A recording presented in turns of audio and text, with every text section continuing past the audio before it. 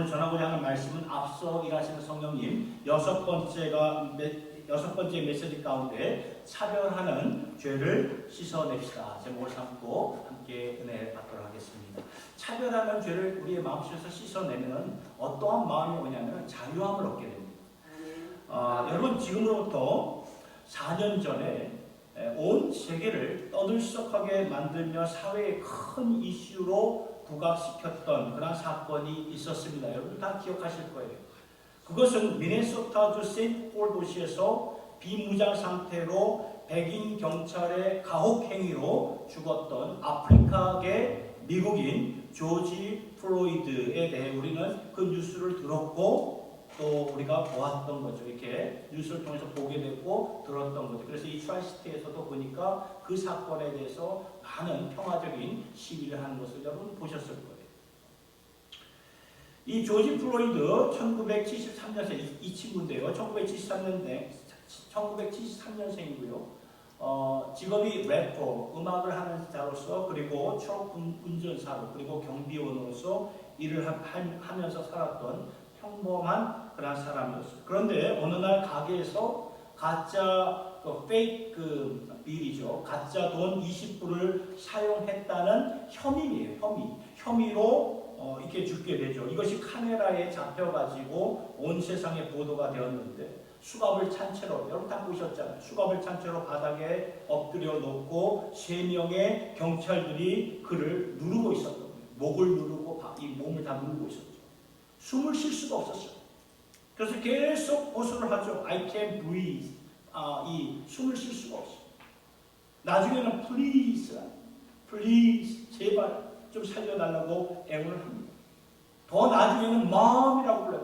그 고통 속에서 mom, 엄마를 부르는데 그의 나이 46세입니다. 46세에 가족이 있는, 자녀가 있는 성인이 엄마를 부르는 그러한 음성을 들었을 때 참 가슴이 무너집니다.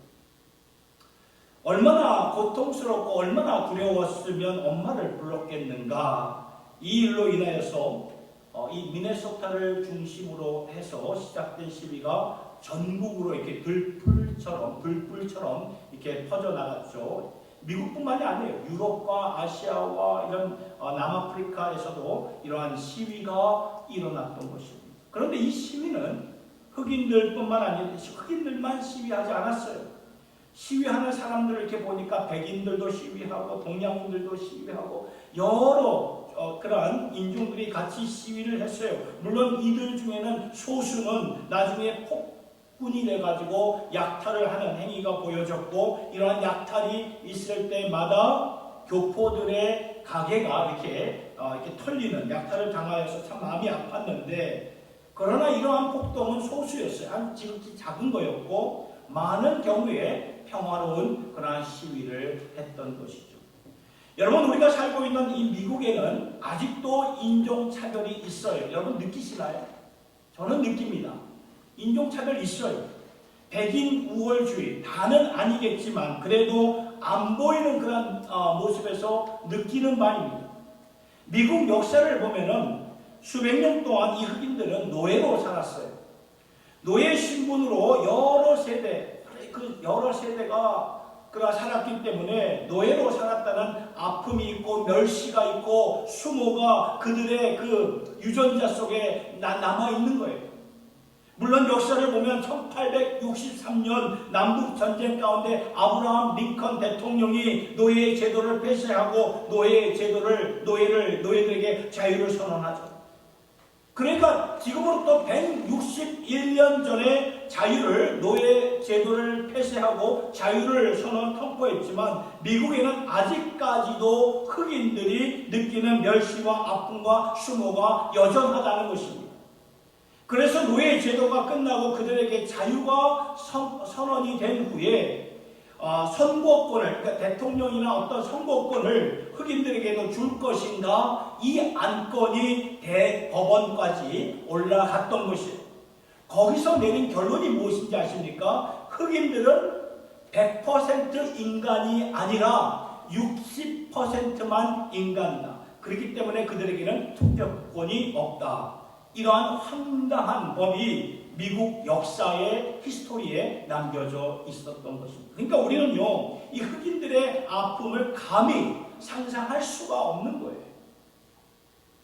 그리고 또 한 가지가 저는 놀랍게 한 것이 있는데, 이러한 조지 플로이드 이 사건을 통해서 경찰들의 파워가 굉장히 압도적이죠. 그래서 법이 안전하고 법대로 사는 나라, 그래서 이것이 미국의 내력이고 장점인데, 그 법을 실행하는 경찰들도 로봇이 아니에요. 사람들입니다. 사람들이다 보니까 그 안에 부패하고 타락한 모습이 보여지죠. 저는 청년 때에 뉴욕에서 이렇게 살면서 특별히 소수 민족들을 경찰들이 이렇게 다룰 때 참 무섭더라고요. 이건 저만 느끼는 것이 아닐 것입니다. 여러분 다 이민 생활했기 때문에 경찰들 보면은 이렇게 좀 두려움이, 이렇게 무서운 느낌이 있을 거예요. 분명 여기서도 우리가 보면 이렇게 운전하다가 앞에 경찰차가 지나가면은 그 앞을 지나가는 사람이 있습니까? 못하죠. 감히 그렇게 못합니다.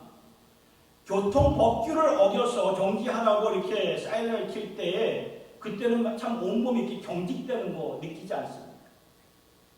제 아이를 태우고 가다 보고 이렇게 제가 이제 경찰하고 제 아이가 뭔데 이게 반사적으로 이렇게 몸을 숨기더라고요. 그런 모습이 있어요. 이렇게 경찰에 대한 그런 두려움이 있다는 거예요.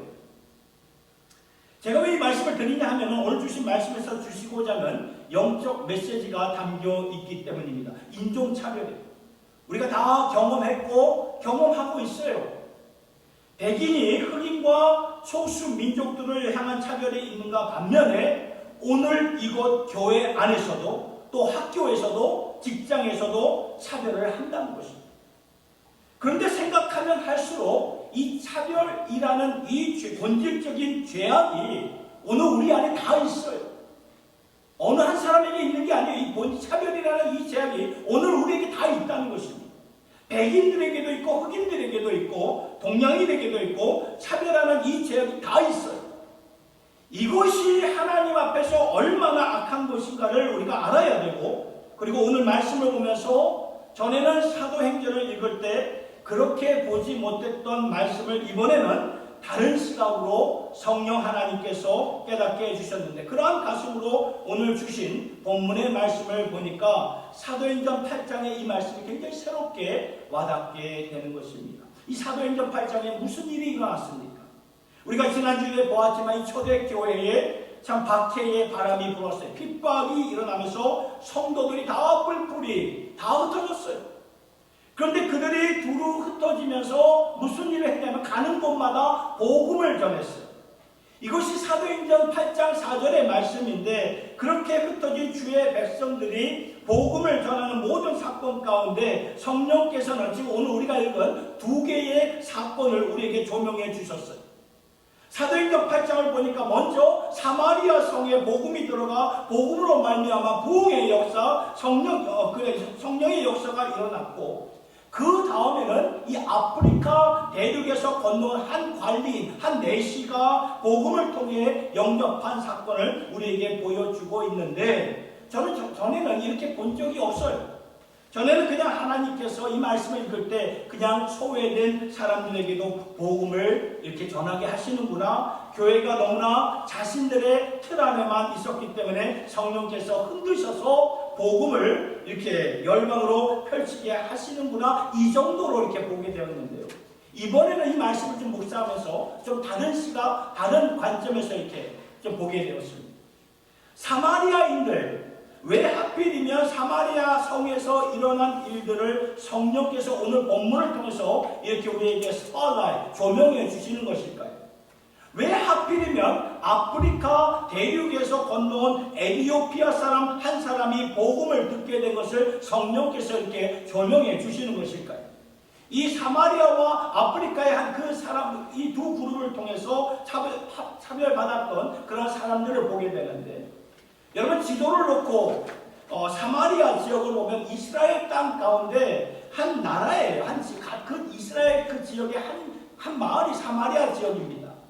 그런데 역사적으로, 사회적으로, 정서적으로 보면 그 어느 나라보다도 유대인들에게는 가장 먼 나라, 사마리아는 굉장히 먼 나라예요. 마치 이것은 우리나라 이 북한이 우리 옆에 있는 나라이지만 가장 먼 것처럼 느껴지지 않습니까? 이 유대인들에게도 사마리아가 바로 옆에 있는 동네였음에도 불구하고 굉장히 먼 그런 동네였습니다. 전혀 관심을 두지 않았습니다. 관심 밖에 있던 완전히 차별 대상이었습니다. 그러니까 유대인들이 사마리아인들을 인간 취급 안 했어요. 왜 그런지 아십니까? 피가 섞였기 때문에 취급을 안 해요. 반쪽은 유대인이고 반쪽은 이방인이었기 때문에. 오늘 우리도 알게 모르게 이런 한국 분들 보면은 국제 결혼하신 분들을 향해서 차별하려는 그런 마음이 있는 것을 가끔 이렇게 보게 돼요. 반쪽은 유대인, 반쪽은 이방인의 피가 섞였다는 이유로 유대인들은 그것을 절대로 지나가지 않아요. 그런데 예수님은 어떻게 행하셨나요? 우리가 이걸 보셔야 돼요. 예수님이 어떻게 행하셨나요? 사마리아 성, 아무도 안 가는 그 사마리아 성 한가운데로 오셔서 그곳에 있었던 한 여자와 대화를 나누시지 않았습니까? 유대인들은 사마리아인들을 거들떠 보지도 않았는데 예수님은 사마리아 한 가운데로 가셔서 한 여인과 대화를 하니 이게 놀래 자빠질 그러한 모습이 아닙니까? 그 사마리아 여인이 예수님께 뭐라고 말하죠? 왜 당신은 저 같은 사마리아 여인과 대화를 나누십니까? 그만큼 차별을 받았던 대상이었기 때문이죠. 그리고 오늘 말씀에서 많은 사람들 중에 특별히 사마리아 지역에서 그들이 어떻게 복음을 받았고 그 복음으로 말미암아 사람들이 예수 믿고 세례받고 그리고 이 소식을 듣고 예루살렘에 있는 사도들이 예수님의 제자들이 와서 그들을 위해 기도하니까 그들이 뭐를 받습니까? 성령을 받아요. 성령. 그러니까 사마리아 사람들이 하나님의 영을 받은 성령의 사람들이 되었다는 거예요. 여러분 이것은요. 유대 종교적인 컨텍스트에서 그리고 역사적이고 사회적인 관점에서 이 말씀을 보면 이건 너무나 새로운 관점이에요. 새로운 역사예요. 지금까지 인간들이 세워놨던 벽을 완전히 허물어버린 그러한 하나님의 역사예요. 그리고 에티오피아는 어떠합니까? 에티오피아 오늘 있는 우리 지구상에 있는 나라 아닙니까? 아프리카에 있는 나라예요. 그래서 오늘 본문을 보니까 아프리카에서 한 사람을 이렇게 보여주시는데 이것도 성령께서 우리에게 특별히 조명해 주시는 거예요. 오늘 말씀을 보니까 한 내시가 관리인 내시가 나오죠. 그 내시는 그 당시에 에티오피아 여왕 간다게의 국고를 맡았던 그러니까 에티오피아의 재정을 맡은 자였기 때문에 굉장히 파워가 있는 사람이었어요. 그런데 그 내시가 예루살렘에 지금 예배 드리러 왔다는 거예요. 이게 무슨 말일까요? 그 내시가 예루살렘에 예배 드리러 왔다. 유대교로 개종을 했다는 그 말이에요. 아브라함의 하나님, 이삭의 하나님, 야곱의 하나님을 믿는 자였어요. 이런 그 에티오피아 사람들 굉장히 소수였을 것입니다. 근데 그 내시가 예루살렘에 와서 예배를 드리고 돌아가는 길 가운데 구약 성경의 한 챕터인 이사야의 말씀을 읽고 있었는데 그때 앞서 일하시는 성령님께서 빌립에게 그에게 가도록 말씀을 하시죠. 그에게 가라. 그러니까 빌립이 그 내시에게 가서 당신이 읽고 있는 이 말씀이 사도행전 8장 30절의 말씀인데 이사야의 글을 읽는 것을 듣고 말하되 읽는 것을 깨닫느냐. 그 말씀의 의미를 이해하고 계십니까? 그러니까 그 내시가 아무도 설명을 하지 않는데 내가 어떻게 알 수 있겠습니까? 그래서 그때 빌립이 이사야 말씀을 강론하면서 이것이 어떻게 예수 그리스도와 예수님과 연결이 되는가를 설명해주고 예수님의 그 복음을 전하니까 그 즉시 내시가 예수 믿고 그 자리에서 세례받는 놀라운 역사가 일어났던 것입니다. 여러분 아프리카 하면 역사적으로 가장 많은 노예들이 잡혀왔던 곳이 아닙니까? 미국으로 잡혀왔고 유럽으로 잡혀왔고 그렇죠? 그리고 남미로 그리고 중동으로도. 그래서 오늘날 소말리아 여러분 들어보시죠. 소말리아의 사람들을 보면 중동 사람과 아프리카 사람들의 피가 섞였어요. 그만큼 노예들이 그쪽에서 많이 이렇게 나왔다는 거예요. 가장 핍박을 받고 차별을 받는 그러한 대륙에서 한 사람이 바로 그때 하나님께 예배 드리러 갔다가 예수를 영접하고 세례를 받고 돌아가서 여왕, 그 에티오피아 여왕 간다게를 가장 가까이에서 섬겼던 자였기 때문에 그가 가만히 있었겠습니까? 아니잖아요. 복음을 전했습니다. 자기가 만난 예수를 전했던 거예요. 그러니까 그 에티오피아의 그 히스토리 역사를 보면 그때 궁정에서 모든 그 왕궁에서 모든 사람들이 여왕으로 비롯해서 모든 사람들이 예수를 믿게 되었다. 그런 히스토리가 있어요. 그러면서 예수를 믿는 2000년의 그 전통이 지금까지 내려오고 있는 것을 보게 됩니다. 오늘 에티오피아에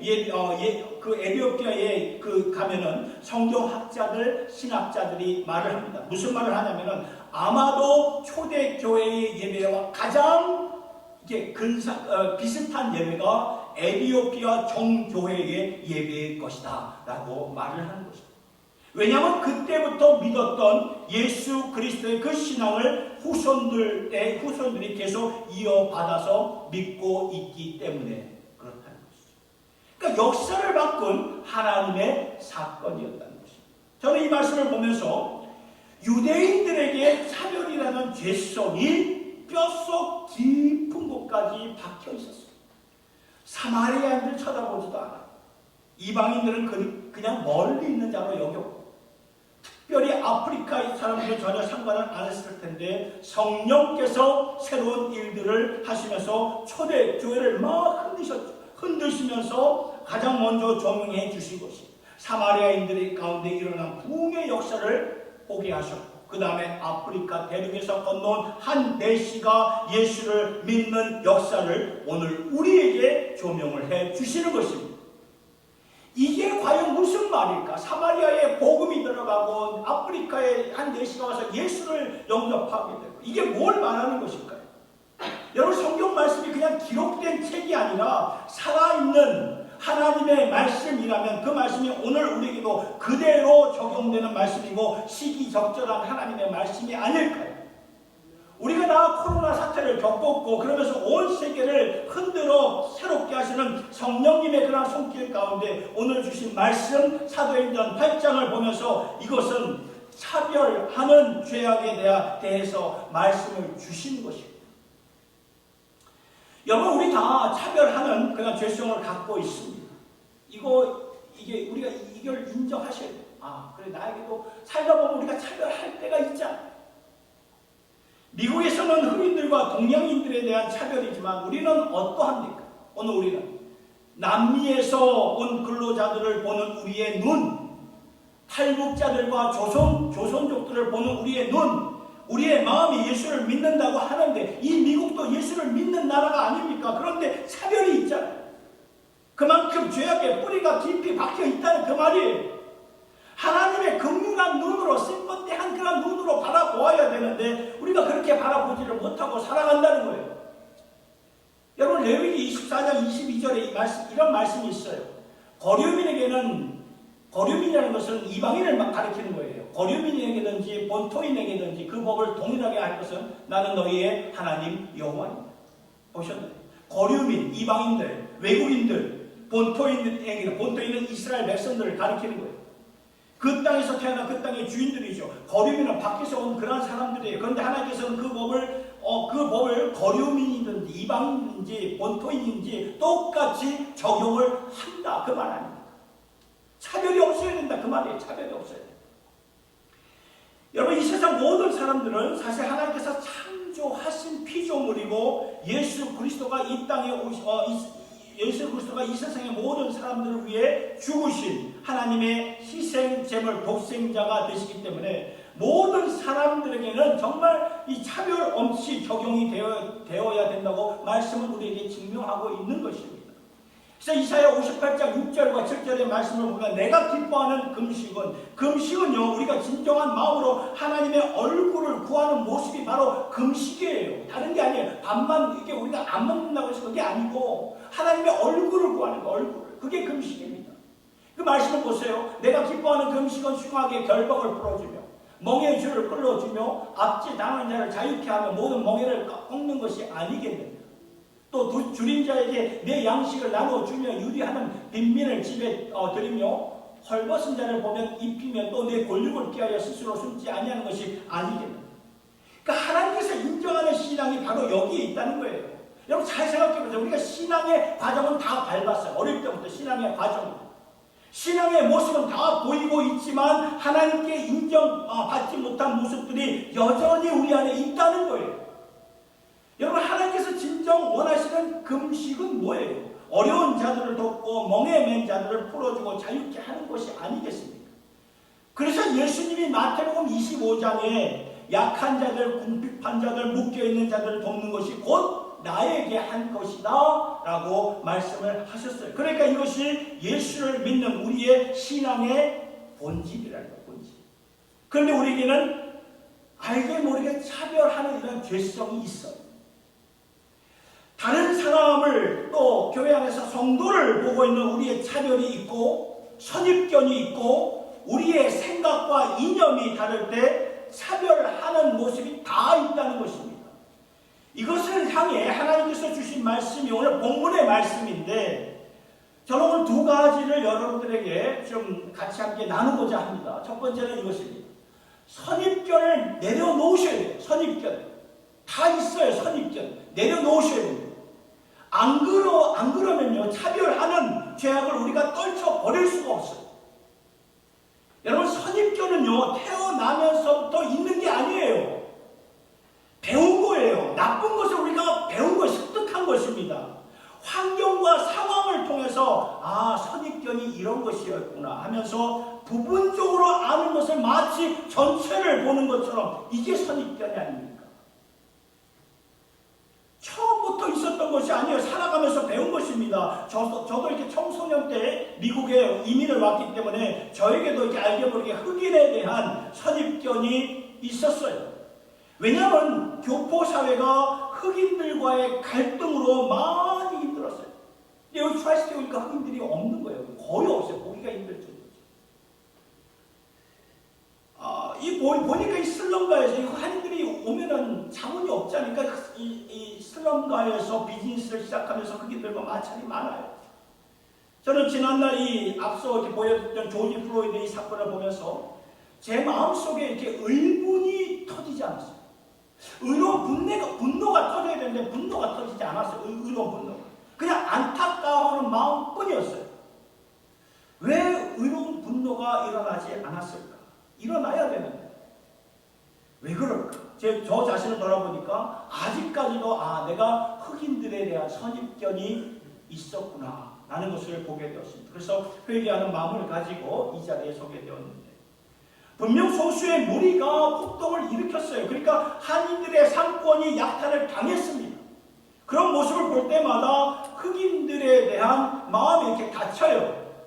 그래서 아직까지도 제 안에 이게 흑인에 대한 불편한 마음이, 감정이 남아있는데 오늘 설교를 말씀을 시작하면서 보여드렸던 이 조지 플로이드 이 사람, 여러분 솔직히 이 사진, 이 사람 자체를 보면 어떠한 마음이 드십니까? 좀 부담스럽지 않습니까? 좀 이렇게 두렵지 않으세요? 한국 분들에게는 이런 마음이 이렇게 들어요. 그런데 이분의 두 번째 사진을 한번 보세요. 무슨 사진이냐면 이 사진이에요. 하얀 원을 그린 사람이 조지 플로이드예요. 지금 그가 들고 있는 그 책이 무엇인지 아십니까? 성경책입니다. 성경책을 들고 있는 사람이 조지 플로이드예요. 신실하신 독실한 크리스천이었어요. 여러분 이 조지 플로이드가 독실한 크리스천인 줄 알고 계셨습니까? 굉장히 어려운 환경에서 자라나는 그러한 과정 가운데 많은 아픔이 있었어요. 이 친구에게. 그러나 예수를 알고 믿으면서 10대 청소년들에게 나와 같은 삶을 살면 안 되겠구나 하면서 롤 모델이 필요하다. 본이 되는 삶을 살아야 되겠구나 하면서 영적인 큰 맏형의 역할을 했던, 항상 말씀을 갖고 학생들을 지도했던 그런 형제였어요. 그러니까 이 조지 플로이드는 우리의 형제였다는 거예요. 믿음 안에서 주의 보혈로 한 형제가 된 우리의 지체라는 그 말이죠. 그런데 우리가 이 사실을 알기 전에는 왜 저렇게 다르게 보였을까요? 선입견 때문에. 선입견. 이미 우리 안에 프로그램화되어 있는 모습으로 어떤 나만의 생각으로 오는 거예요. 여러분, 이것을 내려놓지 않으면 성령께서 우리 안에서 새 역사를 이루어가지 못하십니다.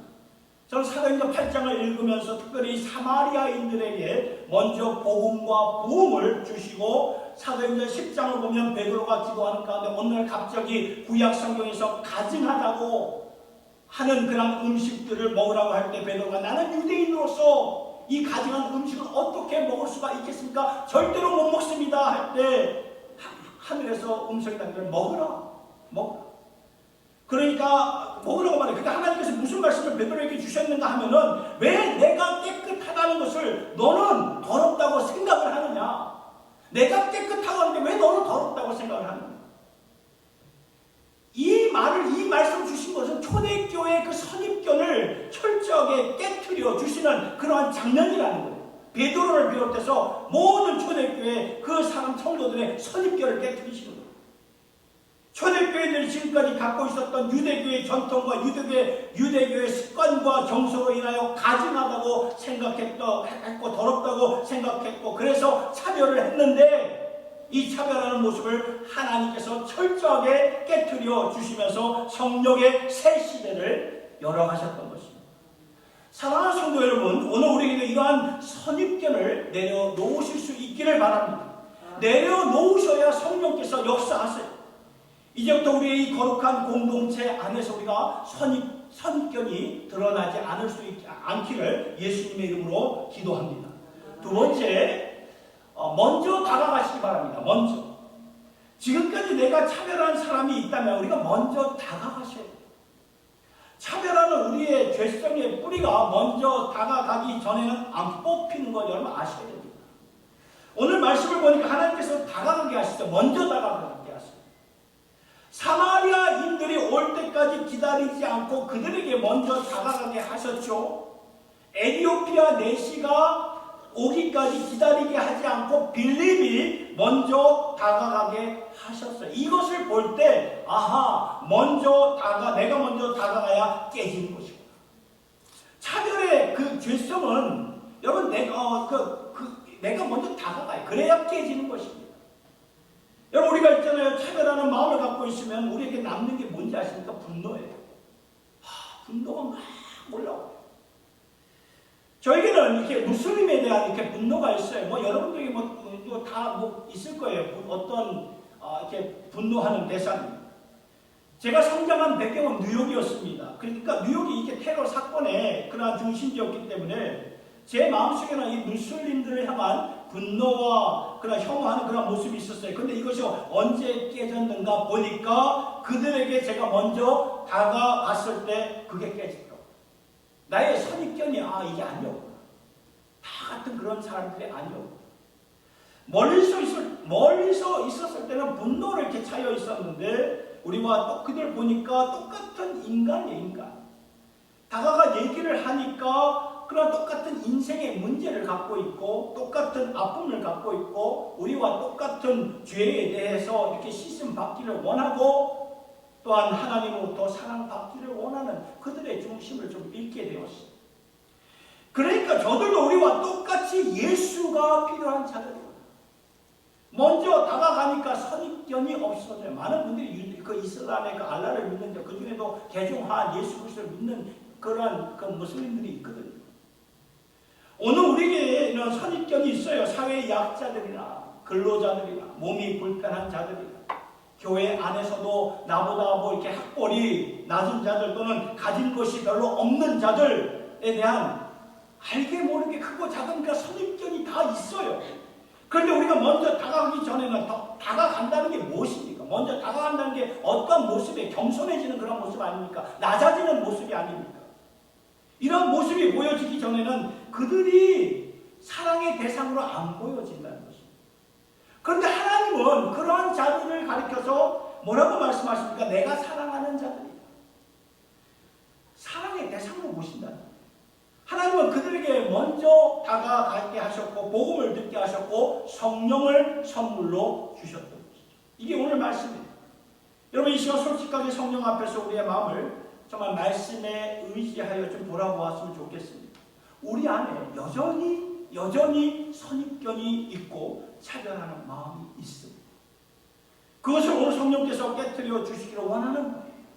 하나님이 원하시는 일은 다른 일이 아니에요. 말씀을 보니까 중간에 막힌 담을 예수 그리스도의 보혈로 허물어서 깨뜨려 버려 주신다는 말씀이 있어요. 중간에 막힌 담이 무엇입니까? 곧 원수된 것입니다. 그 원수된 것을 당신의 몸으로 그 벽을 허물어 버리신다. 이게 복음의 능력이고 이게 교회의 능력이라는 것입니다. 전에는 원수요. 전에는 서로 적대감을 갖고 있었던 마음이 불편한 거예요. 그들이 예수 안에서 한 지체, 한 형제 자매가 되는 이것이 성경 말씀이에요. 교회는 다른 곳이 아니에요. 교회는 복음으로 말미암아 둘이 하나가 되어서 한 성령 안에서 아버지께로 나아가는 곳이 바로 교회인 줄 여러분들 믿으시길 바랍니다. 에베소서 2장 14절 18절 이 말씀을 잘 보세요. 읽지는 않겠지만 이 말씀이 누구를 가리키냐면 교회를 가리키는 것입니다.